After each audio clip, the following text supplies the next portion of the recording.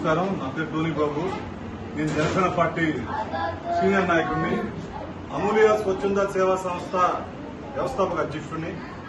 ఈరోజు కీర్తిశేషులు పోతురాజు మరియమ్మ, నేను అమూల్య అనే సంస్థను పెట్టింది మా అమ్మని అమూల్యని పిలుస్తారు, అందుకనే అమూల్యాన్ని పెట్టడం జరిగింది. ఈరోజు నా తల్లి గారి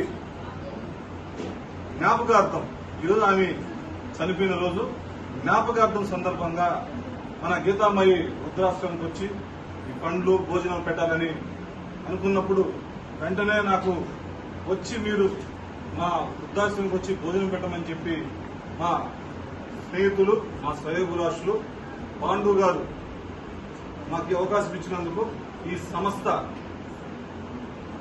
సభ్యులు కావచ్చు, ఇక్కడున్న ప్రతి ఒక్కరూ మాకు అవకాశం ఇచ్చారు. వారికి ప్రత్యేకంగా కృతజ్ఞత తెలియజేస్తున్నాను.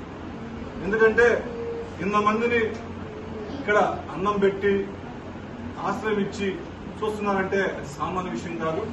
మన పాండు గారికే ఆ దేవుడు ఆ బిడ్డకి మంచి కృపనిచ్చి ఆయన ఇటువంటివి మరెన్నో సంస్థలు మీకు ఇలాంటి వాళ్ళకి ఏర్పాటు చేయాలని కోరుకుంటున్నాను.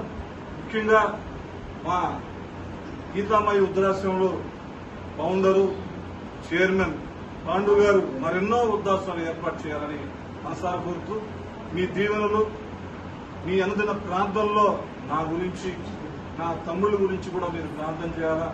ఎక్కడున్నా నా తల్లి దీవెనలు మాకు ఉండాలని మనసారా కోరుకుంటూ సెలవు తీసుకుంటున్నాను.